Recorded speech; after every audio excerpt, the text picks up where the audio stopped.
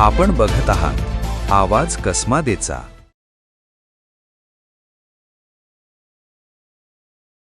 जे आंदोलन करत आहोत ते आम्हाला नारपारचं पाणी पाहिजे तरच आम्ही काम होऊ देऊ, नाही तर आम्ही JCB खाली अंग टाकून देऊ।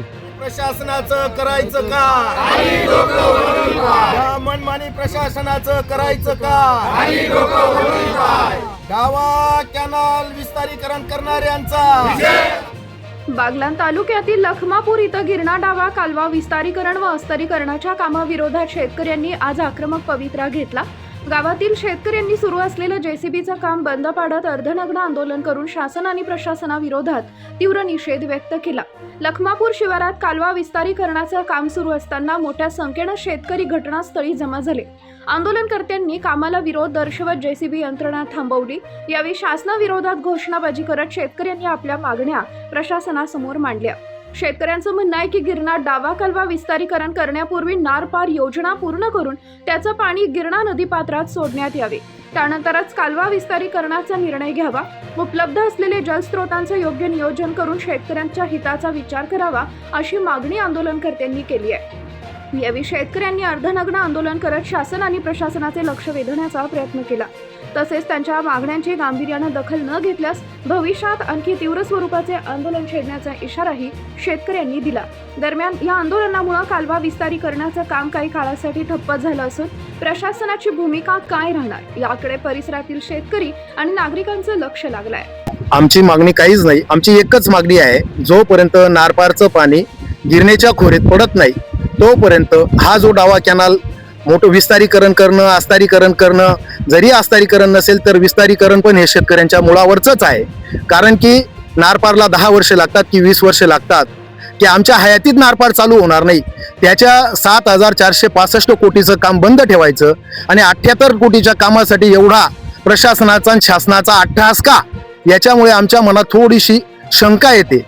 त्याच्यासाठी हे सर्व शेतकरी आता आम्ही इथं आल्यानंतर आम्हाला असं समजलं की सदरू पोकल्यान हा सोलापूरचा आहे का बरं। स्थानिक आमच्या इथं परिसरात JCB किंवा सुशिक्षित बेकार पोरं नाहीत का? इथं JCB मिळत नाहीत का?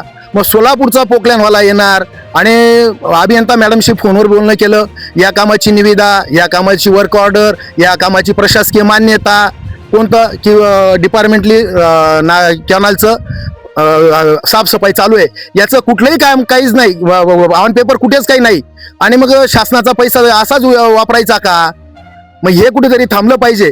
आणि हा जो आमच्या जीवावर उठलेला प्रोजेक्ट आहे डावा कॅनल विस्तारीकरण, हा कुठेतरी थांबला पाहिजे। अन्यथा आम्हाला सदर संबंधित प्रशासकीय अधिकारी शासनकर्त्यांनी आत्महत्येसाठी परवानगी द्यावी। कारण की हे सर्व शेतकरी मरतील, आत्महत्या करतील आणि यांच्या 3 पिढींना आमचे चांगले आशीर्वाद मिळतील।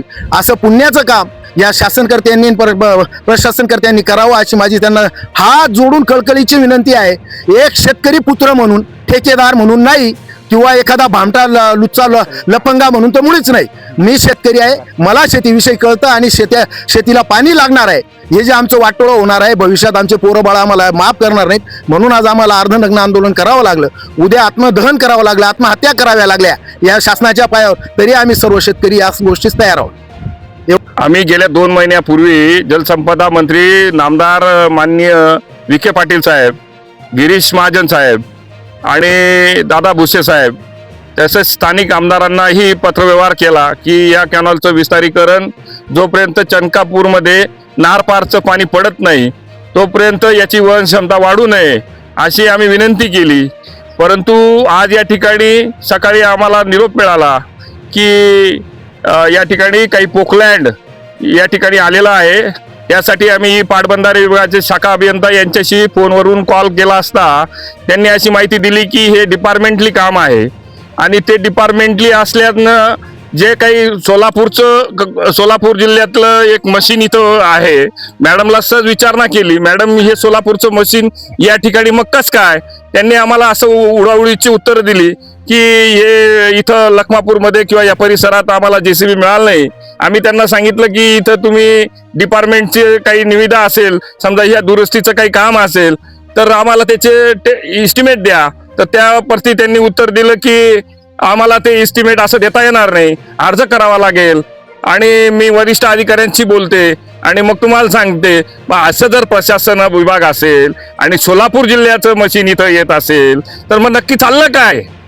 आम्ही वेळोवेळी सर्व डिपार्टमेंटला सर्व निवेदनं दिलेली असताना सर्व आम्ही आमचे काय नुकसान होणार आहे हे सविस्तर मांडलं असताना शेतकऱ्यांच्या एकतर अल्निनोमुळे गेल्या 2 वर्षा आता येणाऱ्या 2 वर्षात पर्जन्यमान कमी सांगतायत आणि त्यात हा पुन्हा आमच्यावरती जो काही घाला येतोय या ठिकाणी शेतकऱ्यांच्या भावनांची कुचंबना करतायत म्हणून आम्ही या ठिकाणी निषेध नोंदवत होतो. मागण्या तुमच्या आणि का आंदोलन छेडलं तुम्ही? आम्ही येथे भरपूर येथे शेतकरी जमलो आहोत. तर आमची 2 महिन्या आधीच आम्ही जे मंत्रालयात महाजन साहेबांना परत विखे साहेबांना सुद्धा आम्ही निवेदन दिलेले, लेखी निवेदन दिलेले की बा या पाटाचं आस्तारीकरण विस्तारीकरण होऊ नये याच्यासाठी सगळे पाट कॅनल जवळचे सगळे खेड्यावरचे सगळे लोक एकजूट होऊन आम्ही सगळ्यांनी निवेदन दिलेलं आहे. आम्ही असं निवेदन दिलं आहे की बा नारपारचं ज्यावेळेस पाणी येईल त्याच्यानंतर ह्याचा विचार केला जाईल, तोपर्यंत आम्ही पाट कॅनलच्या एकाही दगडाला हात लावू देणार नाही. जर त्यांनी शासनाने प्रशासनाने जर प्रयत्न केला तर आम्ही आत्मदहन करण्यासाठी मशीन पुढे सुद्धा आम्ही म्हणजे जीव द्यायला तयार आहोत. तरी हे सर्व शेतकऱ्यांची आमची जर आत्महत्या करण्याची वेळ जर आली तर याला शासन प्रशासन सगळे जबाबदार राहतील आणि याच्यातून तीव्र आंदोलन करण्यात येईल. एवढंच मी माझे 2 शब्द बोलून संपवतो. नाही, 100% हा जीवन मरणाचा विषय आहे, पाण्याचा विषय आहे, गंभीर विषय तर आहेच. आपल्याला कल्पना असेल की गेल्या 7-8 महिन्यापासून या विषयाला सुरुवात झाली. नारपार योजनेचं आपण स्वागत या ठिकाणी केलेलं आहे. ते पाणी मिळालं पाहिजे शेतकऱ्यांना आणि ज्या ज्या ठिकाणी शक्य असेल ते त्या शेतकऱ्यांपर्यंत ते पाणी पोहोचलं पाहिजे. ते मालेगाव तालुक्यात असेल, सडाणा तालुक्यात असेल, खाली जळगावमध्ये असेल, ते अतिरिक्त पाणी सगळ्या ज्या ज्या ठिकाणी गरज असेल त्या ठिकाणी पोहोचवायला पाहिजे. याबद्दल कोणाच्याही मनात दुमत नाही. फक्त प्रश्न एवढाच आहे की नार पार योजनेचं पाणी अगोदर येऊ द्या, त्याच्यानंतर विस्तारीकरणाचा विषय घ्या.